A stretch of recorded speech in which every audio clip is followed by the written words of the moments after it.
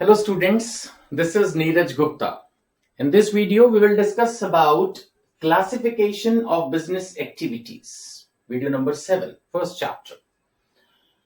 Business activities को हम दो major classifications दे सकते हैं. One is industry and the other is commerce. One is industry and the other is commerce.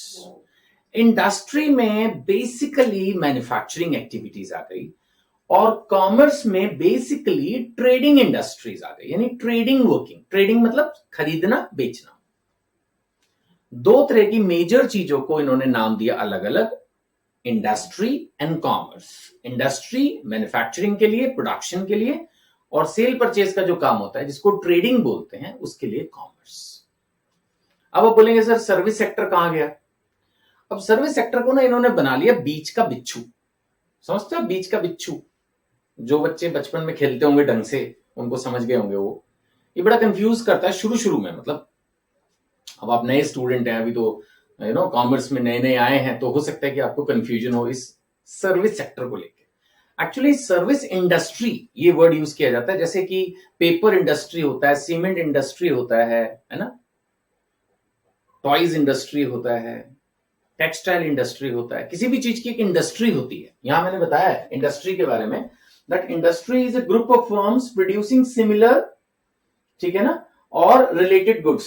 ये दो बार लिख दिया मैंने गलती से. So group of firms producing similar और रिलेटेड गुड्स, यानी एक से ही माल बना रहे हैं. सीमेंट इंडस्ट्री है तो सब सीमेंट ही बना रहे हैं, उससे रिलेटेड अगर कोई बैग भी बन रहा है तो वो भी सीमेंट इंडस्ट्री है. इलेक्ट्रॉनिक्स है तो मतलब इलेक्ट्रॉनिक्स की ही चीजें बन रही है, उसके कोई पार्ट्स बन रहे हैं, उसका कोई पैकिंग बन रहा है, सब कुछ उसी से रिलेटेड. तो that is industry, right. But industry में सर्विस इंडस्ट्री वर्ड भी यूज होता है, यानी बैंकिंग इंडस्ट्री, मतलब एक तरह से सर्विस इंडस्ट्री का पार्ट है बैंकिंग इंडस्ट्री अपने आप में. ट्रांसपोर्ट इंडस्ट्री, होटल इंडस्ट्री, ये भी देखा जाए तो अपने आप में एक इंडस्ट्री है, सर्विस सेक्टर भी, राइट. तो क्या सर सर्विसेज को फिर इंडस्ट्री में लेना है? The answer is yes. फिर आपने बोला बीच का बिच्छू, उसको समझ लेते हैं. एक्चुअली जो ट्रेडिंग सेक्टर है उसको भी तो सर्विस चाहिए. अब एक ट्रेडर को भी तो बैंक की सर्विसेज चाहिए, एक ट्रेडर को भी तो ट्रांसपोर्ट चाहिए.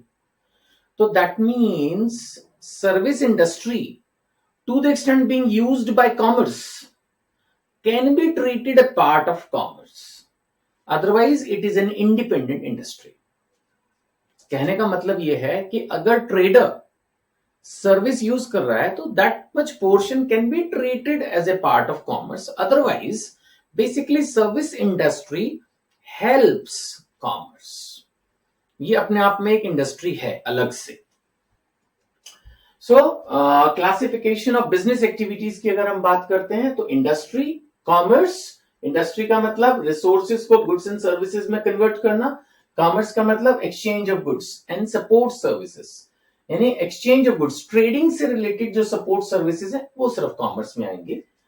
एंड इंडस्ट्री वर्ड का मतलब group of firms producing similar goods, ये मैंने आपको बता ही दिया, जो एक तरह के ही सारा सामान बना रही है. पेपर इंडस्ट्री में सारा काम पेपर का ही है. एक तरह से एक क्लासिफिकेशन हम कर देते हैं. Now industry creates form utility.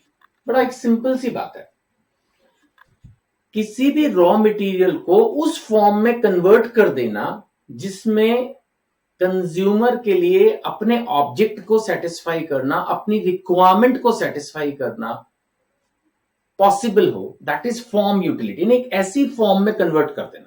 नहीं, मैं बार बार इस कपड़े का एग्जांपल लेता हूं. अब ये कपड़ा धागा और उससे पीछे कॉटन पता नहीं किस चीज से बनाया, अगर मेरे को इतनी सारी कॉटन दे दी जाए तो मैं थोड़ी पहन सकता हूं. तो it has to be converted, the cotton has to be converted.